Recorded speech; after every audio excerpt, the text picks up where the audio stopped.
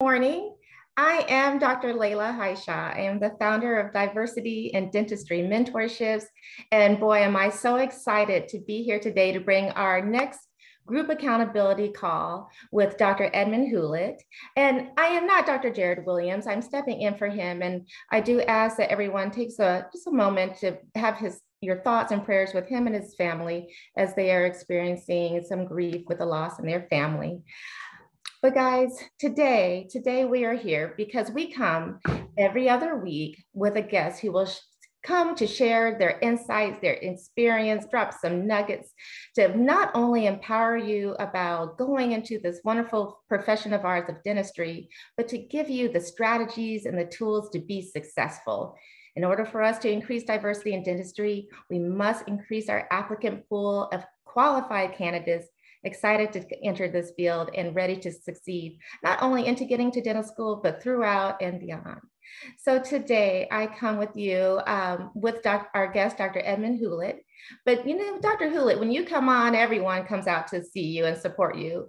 We are also graced with the presence of Dr. Julio Rodriguez. And if I have just a moment, yes, I know, round of applause, just to share with you that he serves as our current 9th District Trustee of the American Dental Association. He is the chair of Diversity and Inclusion Committee, one person who has single-handedly helped me to continue my work in diversity in dentistry by giving me the wonderful opportunity to serve on the Institute for Diversity and Leadership. So a heartfelt thank you again, Dr. Rodriguez, for leading such a wonderful committee that we need in the ADA and for our profession to continue to grow and diversify. So before I go into the introduction to our special guest, do you mind just sharing a few remarks, Dr. Rodriguez? And also, for all those who are ADA members, he is a candidate for presidency of the American Dental Association. So we're all rooting for you because we need you to continue to stand for our mission, our voice, amplify our voice. Just thank you for serving in leadership, Dr. Rodriguez. I don't know how to follow that, Laila. I'm humbled by all those accolades, but I do chair the Diversity and Inclusion Committee, and it's becoming one of the most important committees that we have at the American Dental Association, partly because it's about time that we reflect in our leadership the composition of our membership. And I believe that we together, and I always say this because in order to reach greatness, we can't do it by ourselves. Mm-hmm. We have so many challenges in all sides, but we need to come together. And Laila is so good at doing this. Come together in order to reach a common goal, which is the success of our profession and the health of the public. Mm-hmm. And those things go together. You know, there's a reason that we have gotten into this wonderful profession, which I believe is the most important profession in the world, because I'm biased, but again, to the upcoming dental classes and to some of us that are reaching the pinnacle of our profession, so to speak, as far as aging, you know, it's important that we come to realize that we all need to work for a common goal. Now, I know we will probably eventually reach the goals that we set for ourselves, but it'll be so much easier, so much faster if we can do it together. Yeah, amen. And I believe that if we feel that way, you know, I always say, and I'm not, and this is not politicking, but I always feel that, you know, we got to start thinking of the American Association, Dental Association, as not my association or your association. The moment that we start talking about our association, this is when we're going to start making changes. And I'm going to almost stop at this, but because I've been known to be somewhat long-winded, but the truth of the matter is what you do, what Laila does, and Dr. Hewlett does, it is to the core of what we need to do. Mm-hmm. And we have done the talk for so long. And Dr. Hewlett and I, we go back quite a few years in what we're doing, but I believe it's the right time to start doing the walk. Mm-hmm. You know, and I'm gonna speak for my board of trustees. We're all ready to do that. Everybody's ready to become a champion for diversity and inclusion. If you probably noticed in the last maybe year, 2 years, we have basically increased the relevance of this committee, in which in the past, perhaps hasn't been there. So I'm very proud to be able to help in such a way. And I'm so proud to be surrounded with people that have such a huge passion. You know, I thought I had a lot of passion until I talked to you. So with that, Laila, I thank you for the introduction.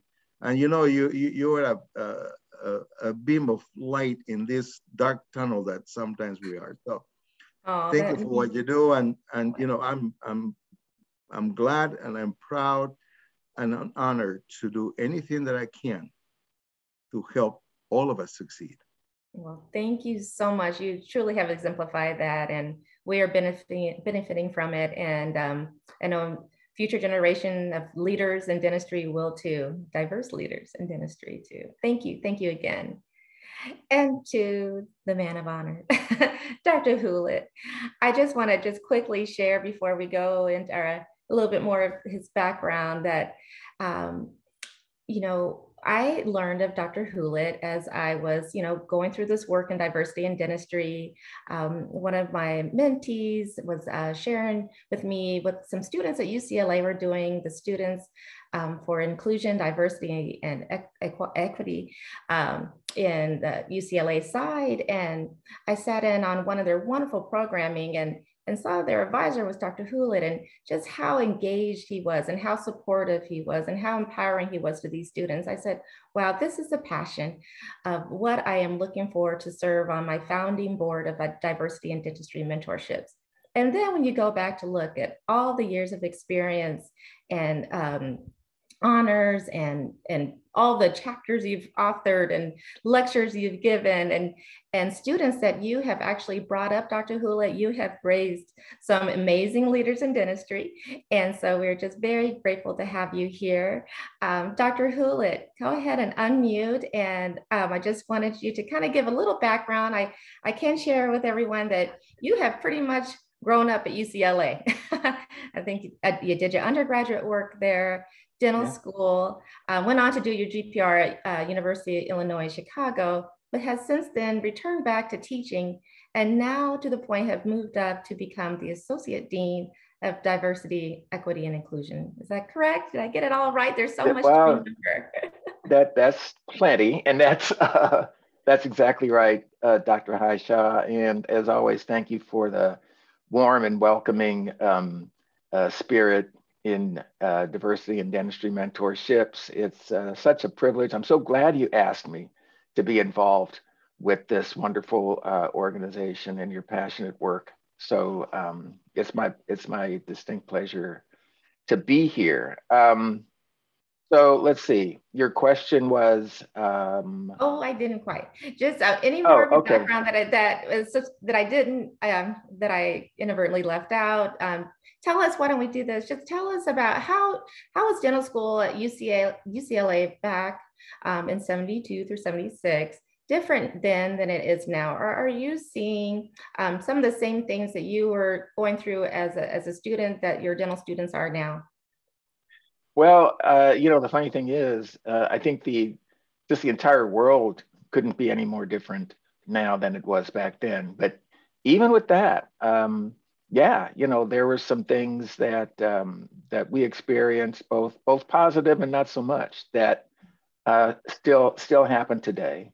The difference today is just, I think, the level of awareness, the level of commitment on so many leaders in dental education that want things to be better for us and understand the importance of a diverse workforce in our community.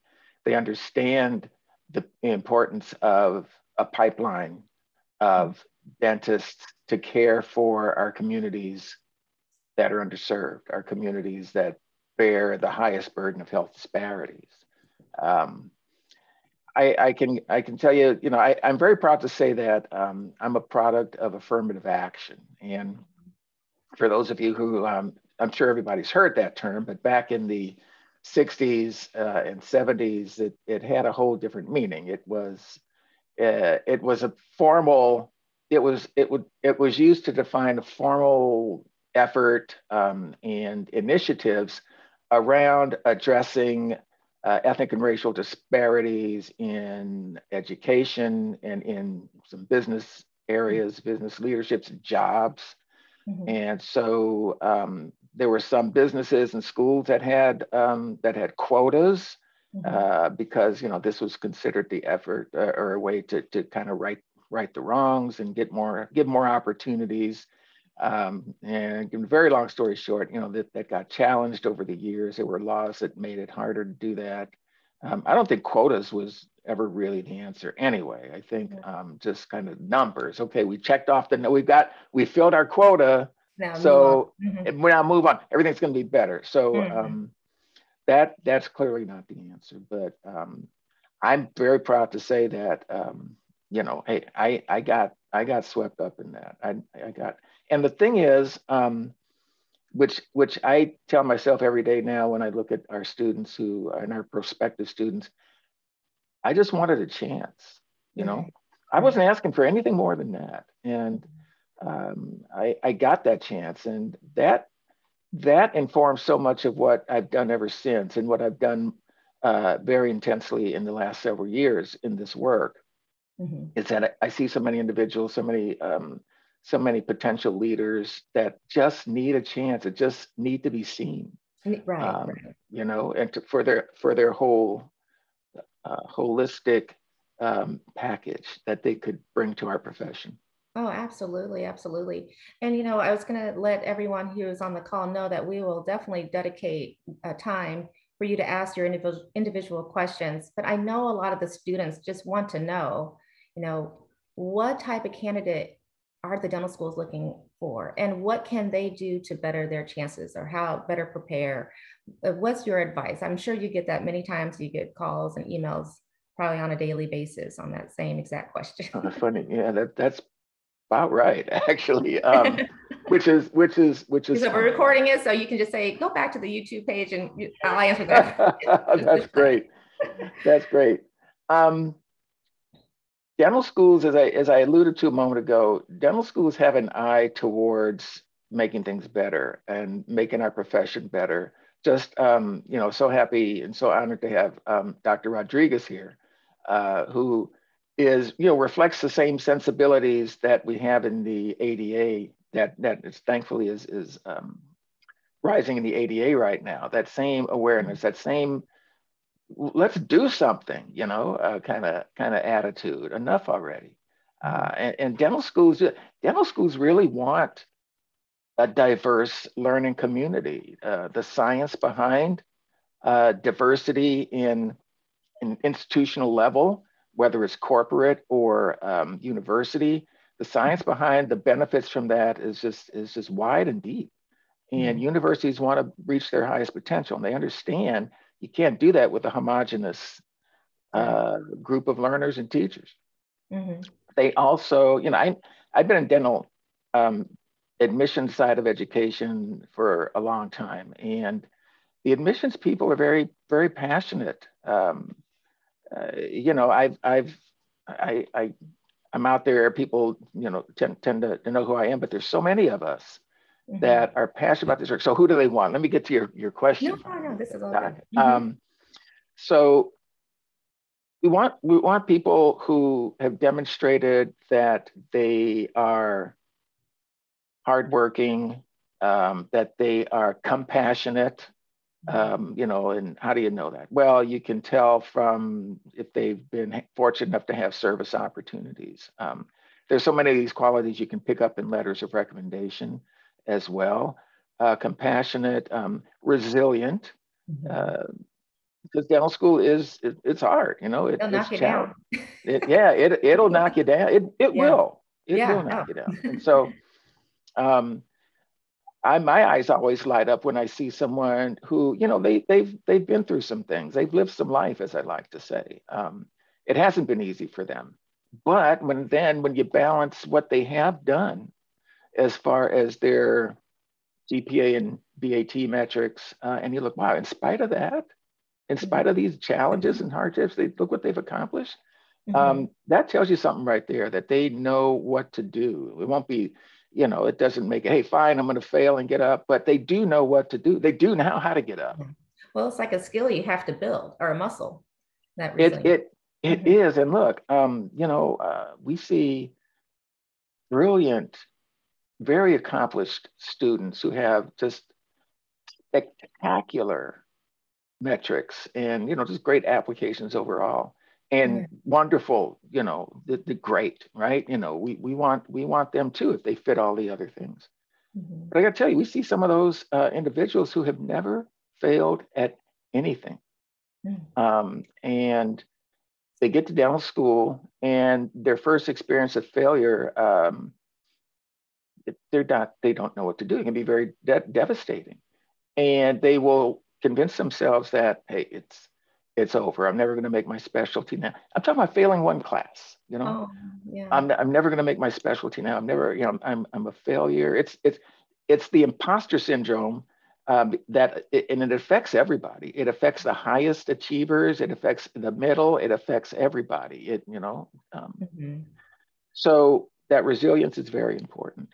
And so we want people who, I think what some of our most wonderful students are our most generous students. And I mean, generous with their time and caring about each other in the classroom.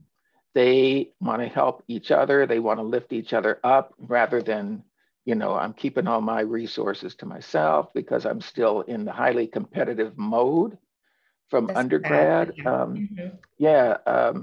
get that, but we try to get our students to shed that very quickly when they arrive. So compassionate, caring, hardworking, resilient, high emotional intelligence. And my personal philosophy, and then I'll stop there, about the GPA and DAT scores. This is my personal philosophy, is that I just want an assurance that, I want reasonably sure that you can complete the rigorous curriculum successfully. We've learned not to equate those highest metrics with on its face best applicant. If we did that, we wouldn't need a committee. We wouldn't need to read all the other things we ask for in the application. And it's always important to put that DAT and GPA in the context of that person's unique path travel. And how did they do that in spite of everything else going on in their lives?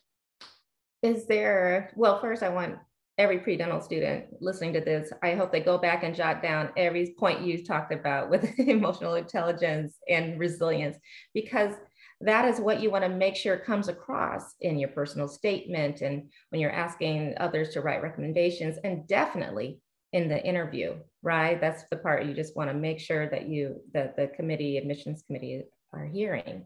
But for the students, I know a lot that not a lot, but it's a question that comes up. Is my DAT score high enough? Is my GPA high enough? Is there ever a threshold that you say, with this, fill in the blank GPA, I'm going to need you to go back and retake, or I'm going to need you to go and get a master's? And what do you usually default to? Okay. I'll start by saying we don't have a set number per se. Some schools, they publish a set, you need to have a number at least above this on every part of the DAT. We don't have that, because we know you can be very high in some things and then not so much maybe in one or two things. And depending on what those one or two things are, and again, I can't emphasize this enough, depending on the holistic review of this person's application, we have to look at their scores through that lens. That said, once you start getting below 16, it is a red flag. It will give the committee pause. And, you know, if it's 16 on an isolated thing here or there, or I should say below that, I'll give you an example. And, you know, I know I'm being recorded, but, you know, it's just the truth. Quantitative reasoning, I think, is one, for some reason, it trips a lot of people up that do quite well in some of the other areas. And I'm not, you know, not all of the sections are important, right? But I think I'd have to say that's one where we don't get so concerned if that's an outlier, as opposed to maybe some of the other core science areas, you know. So that's just an example of how, you know, it's the whole DAT rather than, you know, you got one there below whatever, and we can't consider your application. And so, yeah, when they're down, you know, down, like I say, you know, below 16, definitely, you know, on more than, you know, a couple, or merely on anything other than quantitative reasoning, then yeah, retaking the DAT is usually a conversation that we're going to have. Yeah. Oh, good. Well, you know, we have two pillars in diversity and dentistry mentorships. One is our predental students. They have decided dentistry is a career they want to go into, and they're doing everything they can to get in. But also our youth from historically underrepresented groups. To a lot of them, you know, may not even have seen a dentist that looks like them, not even realizing the possibility or potential of becoming a dentist. So there's no exposure. So we're trying to reach them to say, hey, yes, I did it. So can you. You can be a dentist. This is why dentistry is so great. So I would love for you to share your passion about dentistry and why you went to dental school. Well, I'll tell you, I'm very passionate about dentistry. I was not born to it, as they say, and I didn't develop it at a very young age.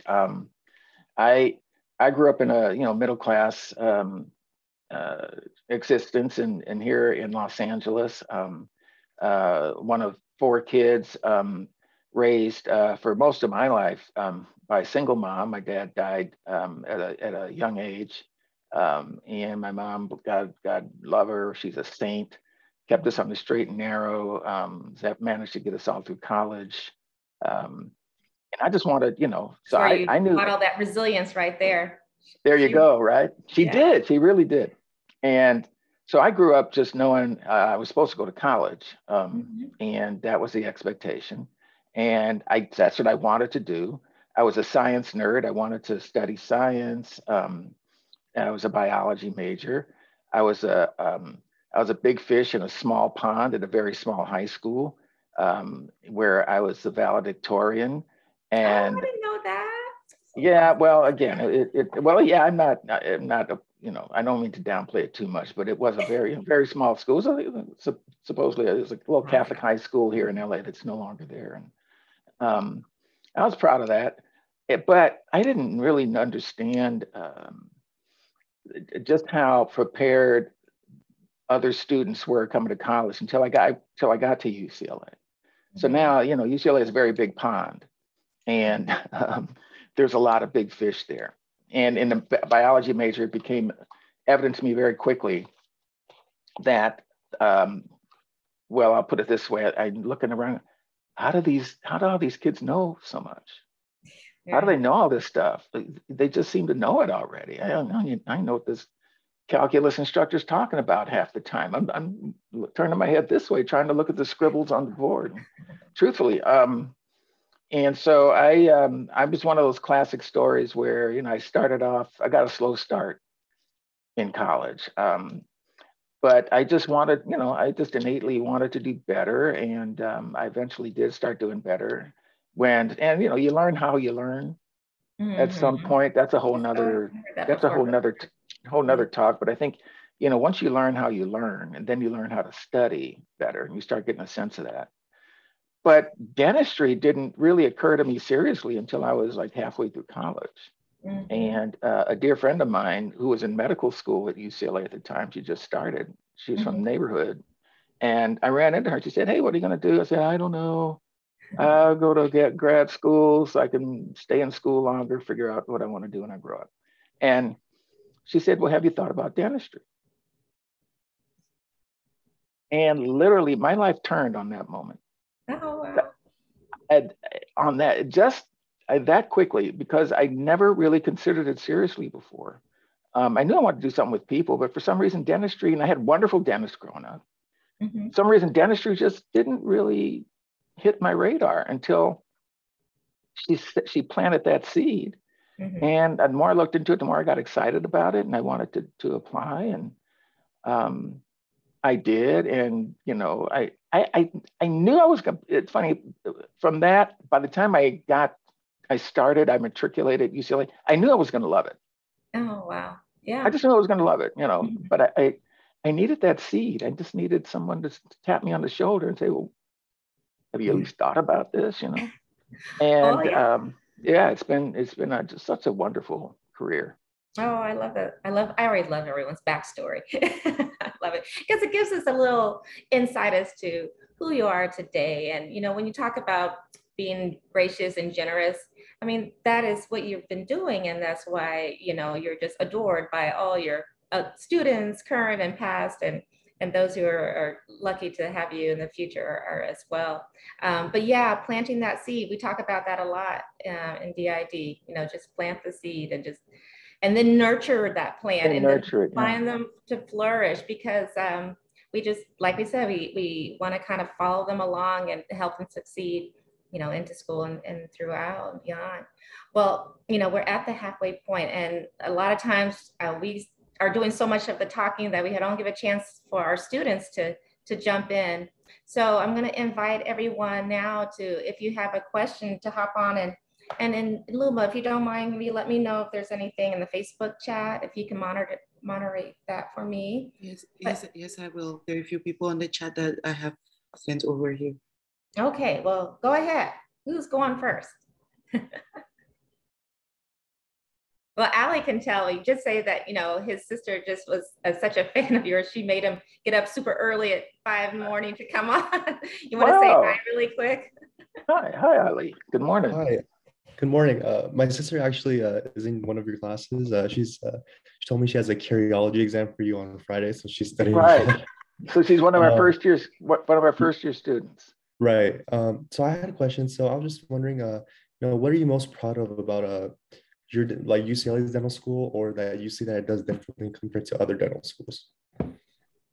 So I think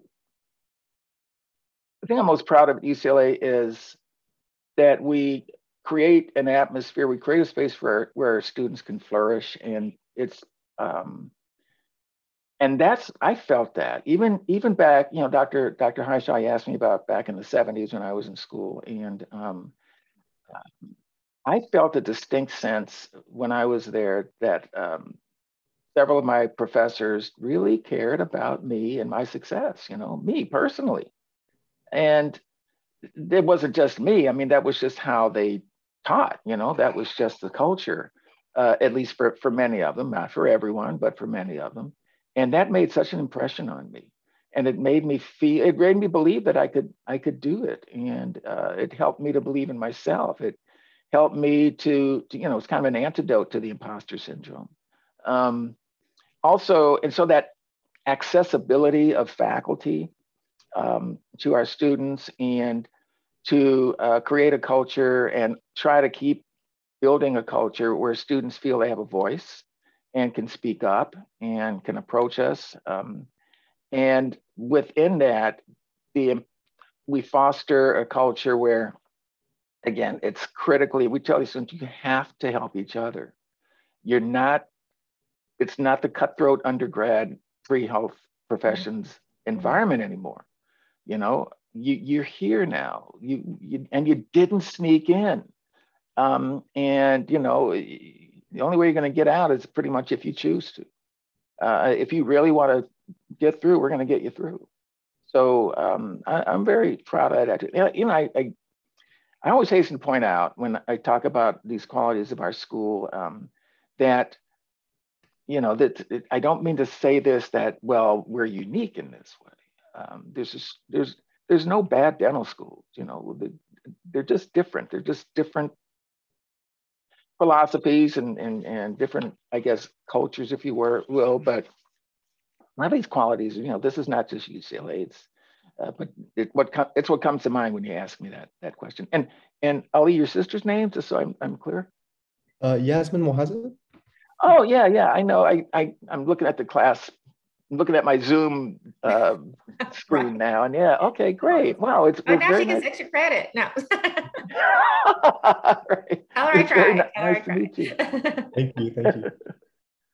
Oh, that's great. You know, there is a great question in Facebook chat. Dr. Fry, he's one of our wonderful DID mentors, about, you know, the cost of dental education.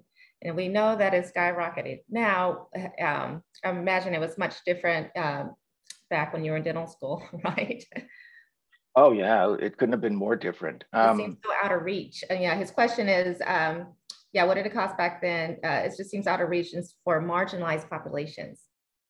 Yeah, it's scary when students look at those numbers, and just getting your head around that kind of debt it's disorienting. Not to mention, it's just, well, why would I even bother? I'm never going to be able to handle that. Just as soon as you mentioned that, Dr. Hishaw, I felt a physical reaction in my gut, because this is something that across dental education, there's a great deal of anxiety and hand-wringing about the cost of dental education. So I can tell you this, for anybody who has that, if that's, and I know, look, this is easy for me to say, right? But for you young men and women who want to be a dentist, and you're looking at that and you're thinking, I got to find something else. Don't let that be the reason that you choose not to pursue dentistry. It is a lot of money. It is very scary. But dentists have a very low default rate on their loans. They get them paid off. You know, they get out there, they get to work, they get them paid off. And there are a growing number of support programs. You know, there's a growing number of loan forgiveness programs when you commit to various aspects of dentistry in the public health sector. There's a long-standing Armed Forces scholarships, the Public Health Service scholarships, the Indian Health Service scholarships. There's a host of other scholarships that are available. Some schools have, you know, incentive scholarships targeting individuals who are from lower income backgrounds. Okay. Targeting individuals who are underrepresented in the profession. So don't let that be it. Don't let that be it. Hey, it's crazy expensive, you know, but you'll figure it out. You know, you'll get help figuring that out, and you'll get through that. Dr. Rodriguez, I see you nodding. Is there anything you can add? Maybe I should, but you know, there's a recent publication at ADA, which, you know, I might probably share with you, and then you can share with the rest. So back in 1980, cost of education was $58,603. Now, this is from 2019, was $292,169. So we know that that has increased considerably. However, Dr. Edmond said that very eloquently. So out of the ADA initiatives, one of the top 3 is student debt. So we're looking at that because it has many factors to it. And our job should be, and I hope it is our members' success, and that will be all of you, and the health of the public. Beyond those 2 big tenets, everything else is just areas that will complete that package. But at the forefront of all that we do, and I'm saying every single association involved with dentistry does, is to create member success. Because if you as a member succeed, that basically eliminates the burden of debt. Mm-hmm. Not only that, but it resolves that burden of debt, right? And creates freedom of choice. Oh, wow. Then you'll be able to do whatever you want to do, you know. So, but again, so what is our job? Our job is to help you get to the point in which you are on your own, right? And so all the initiatives that we do, and some of those initiatives might be selfish because we want you to be a member of our association, right? And the only way that we're going to be able to do that is to create value for all of you. That's what we try to partner with everybody. And you know, Dr. Hewlett and Dr. Hishaw would remember way past years ago, and I just happy to say that because I've been practicing dentistry for a lot of years. The things that we talked about are not what we're talking about now. We come to realize that we need you as members of our association. Without you, the new generation, we're dead in the water, if truth be told, right? So we need you to create new ideas. And folks, I know this is our close, and I hope maybe we should shut the recording of this, but folks, we can only exert changes from the inside. We cannot exert changes from the outside. That is why we need you inside. That's why we need you as members, because it is your ideas and it's your passion that is going to bring us up to the next level. So yes, we have the largest number of members or new graduates ever now. And that number has changed. So for instance, and I'm kind of cheating here because I'm reading it right to my left side. It says, the enrollees in 69 to 70 were 16,555. Now, the 2020-2021 academic year has 25,995 enrollees, which is awesome, I think. But now, let's talk about females, because I see that we have a lot of us here. Yeah. So in 1980, 13.6% of dental school were women. Now, class of 2020, 51.4% of women. And we have at least one school, you know, without naming names, but I can tell you they're in Boston. The class is 70 to 74% women. Wow. So, and racial diversity in 1980, and this is old stories. So we had 74.8% of the graduates were white. Now in 2020, the population is 50% or 50.3% are white. Now, there is the gamut of different diverse members graduating. So the future of our association is changing.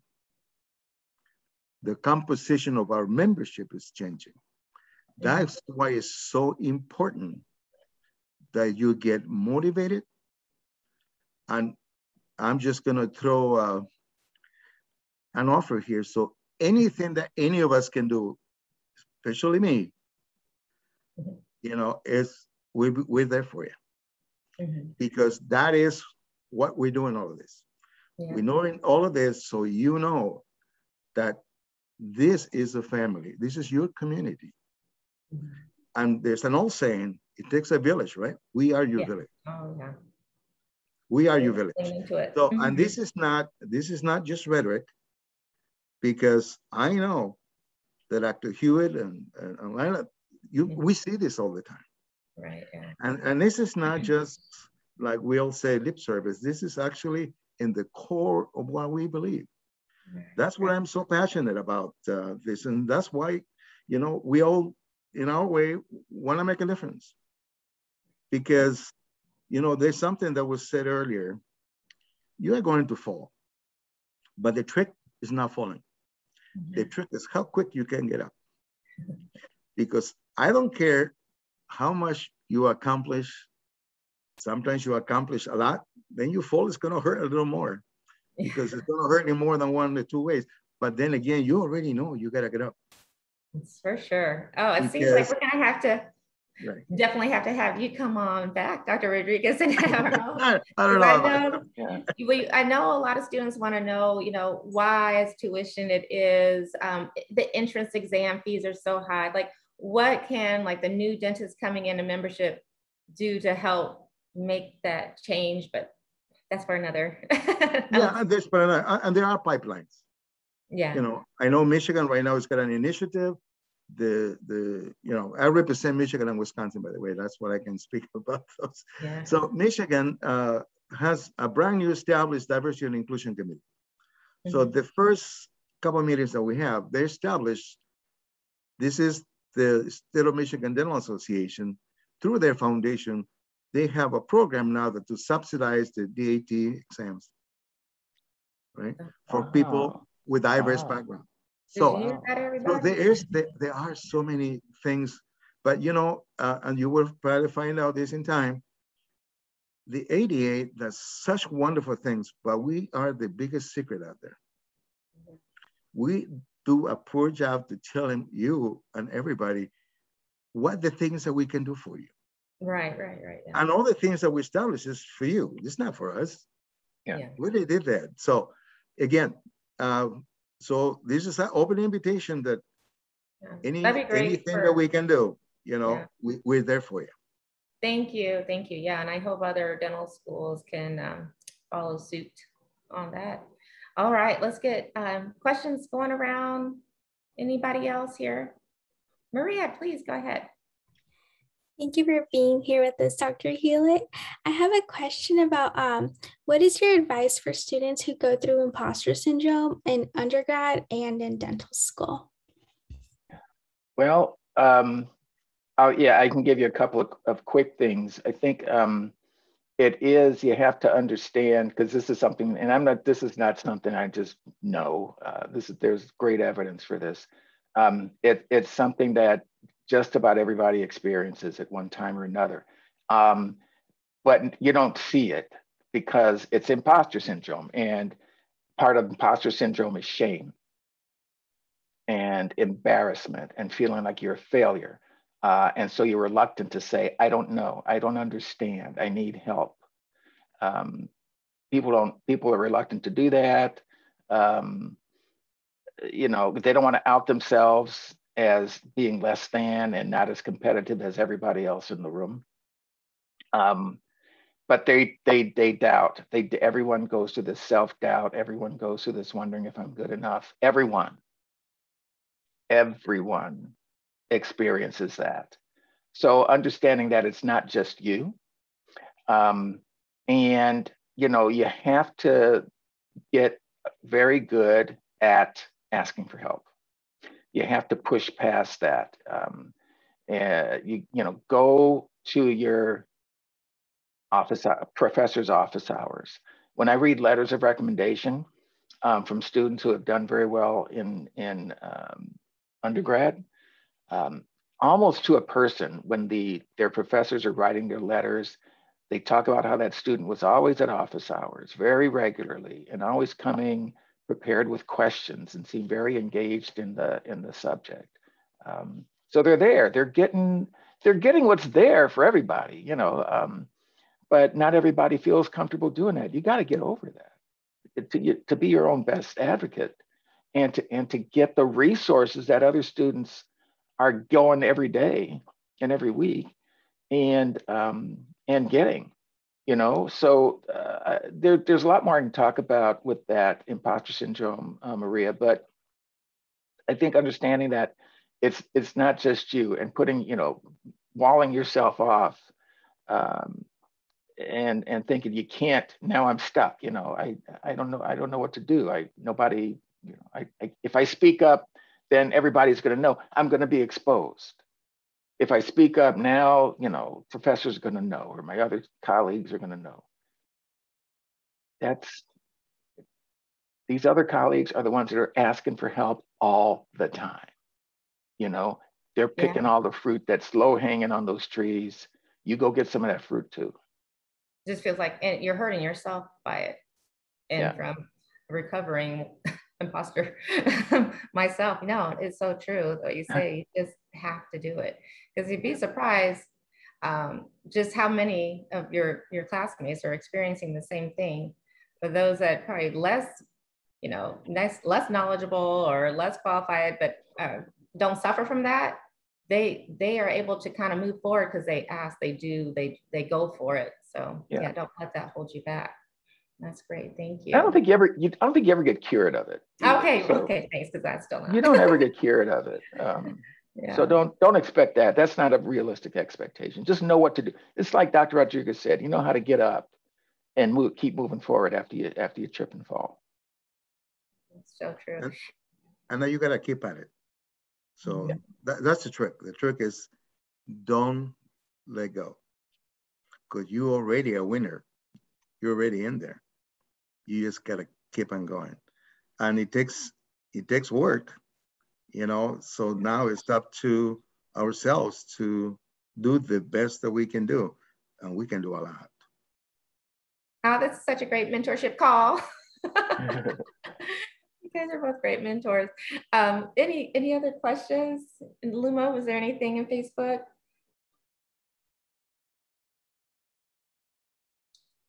As she's searching, no, it is so true. And we have some amazing mentors, and there's a lot of dentists who always say, you know, they want to help, they would love to mentor, they love to share their experience, they want to help, but they don't know how to be a mentor, and was feeling like there is a job description. What would you advise to your colleagues? Because I always say our mentees are just looking for anyone to shed light on their path.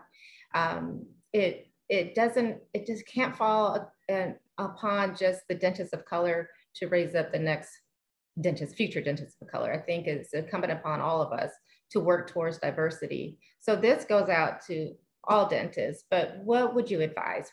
And also the benefits of being a mentor.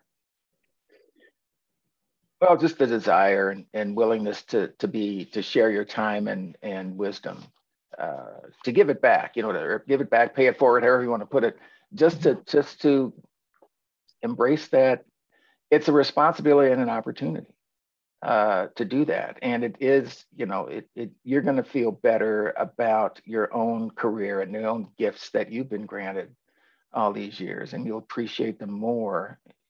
You know, just the magic when you see the light go on for a hopeful student, when you see them progress forward.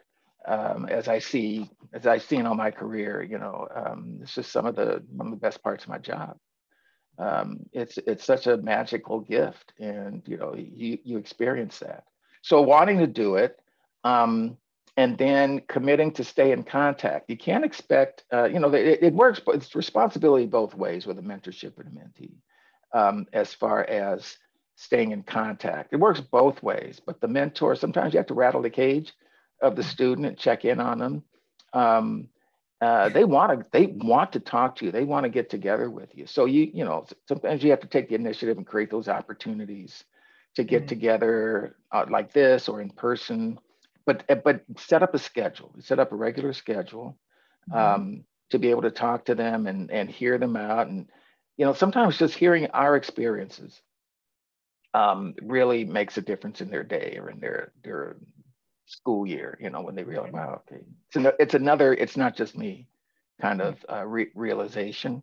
There are, you know, I'll say very quickly, you know, there are I'm aware of some modules or something I can, maybe Dr. we can talk about that. You know, I think we do some of this in the diversity and dentistry mentorships already, just to kind of, you know, I guess I call it a training, I guess, kind of, but it's an orientation, orientation to being a mentor. Yeah, so that stuff is there. And I would encourage any dentists who are listening now or later to reach out about that, mentorship orientation. And then, you know, then it becomes very easy. It really is easy. Definitely, something we're working on in our guidebook toolkit. But yeah, I think we need to set that standard so that we can help mentors in all organizations, not just ours. Sure. Yeah. Sure. A student here asks, what advice would you give to those currently in a gap year looking to apply the next cycle? Sure. And the first thing I'll say is that the gap years are not uncommon. So that's another thing not to feel less than, that's going to reflect poorly on you if you take a gap year. The important thing, though, is to make it productive. So, you know, hiking Europe by backpack is a fabulous opportunity and experience, but it's not how you want to spend your gap year if you're serious about getting into dental school. Ooh, good So you can do that. You can take that vacation later, but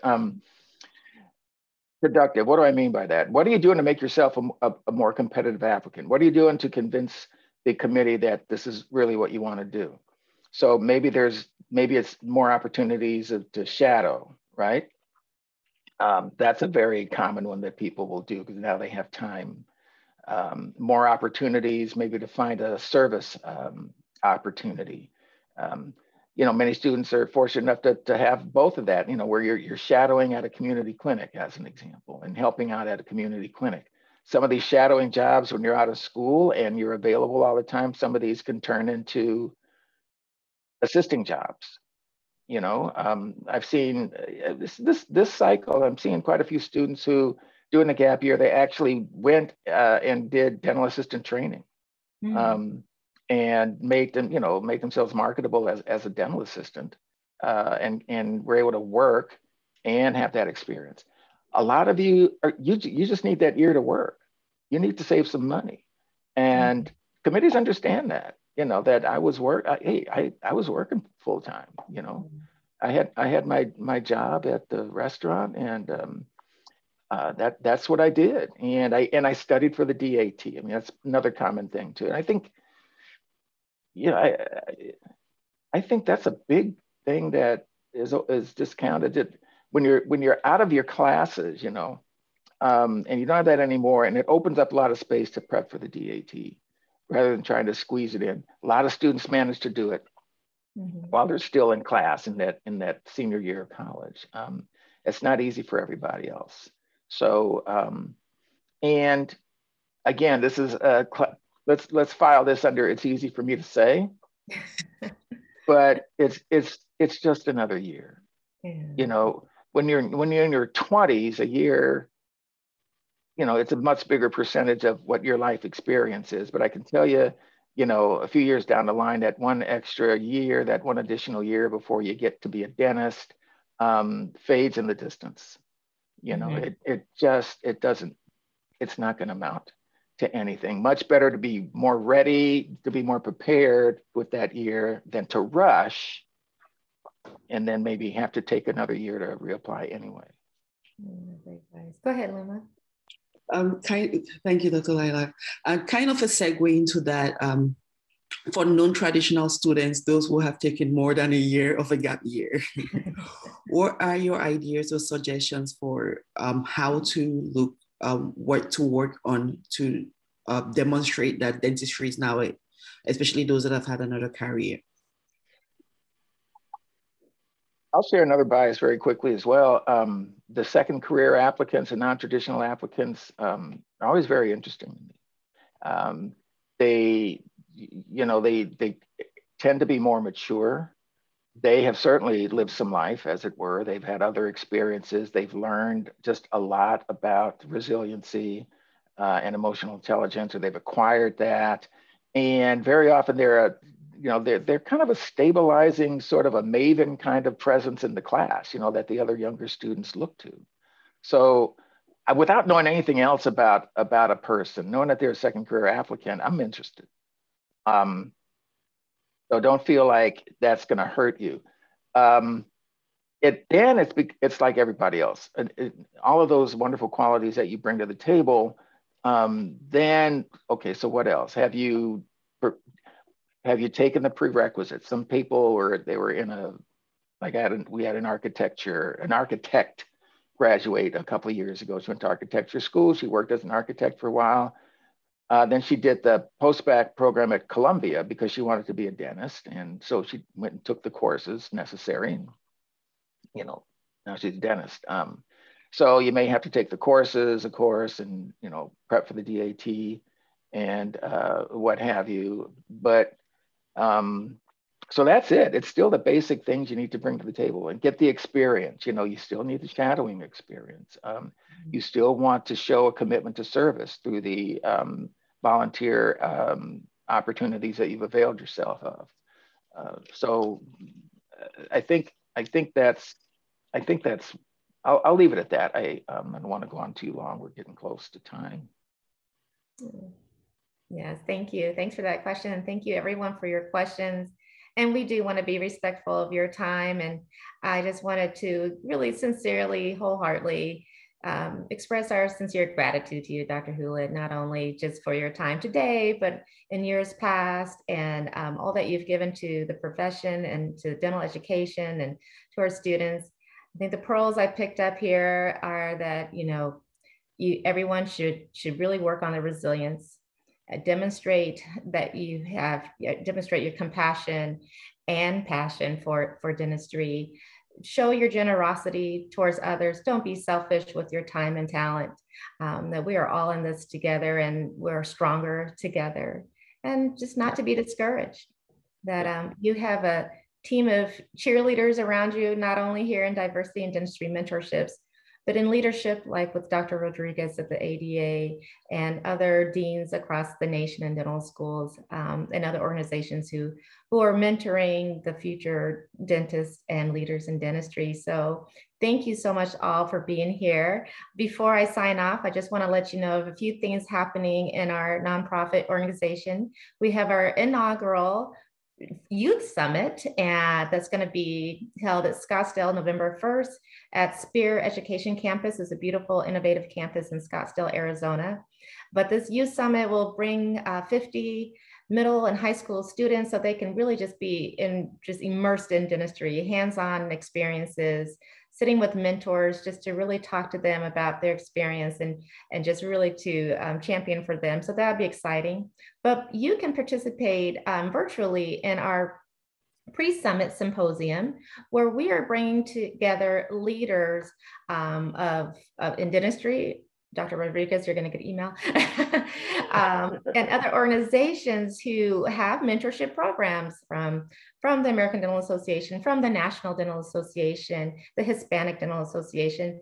And we really want to look at what is working for their mentorship program, what's not working, how we can kind of redesign and perfect this mentorship model, because we're all after the same mission and same objective. And it's our hope that we can really perfect it and help the future of our profession. And then if you also participate, you'll get a free continuing education clinical course taught by Spear faculty members. So I invite you to come onto our website to learn more information, as well as if you've been inspired to become a mentor or you're looking to get a mentor and you're a mentee at any stage from high school to pre-dental, sign up on our website, diversityindentistry.org. Again, that's diversityindentistry.org. And we're all here to say, if we did it, so can you. Yeah. Thank you guys so much for your time. And we're always here if you have any questions. It's been wonderful. Thank you. Thank you so much. Thank you.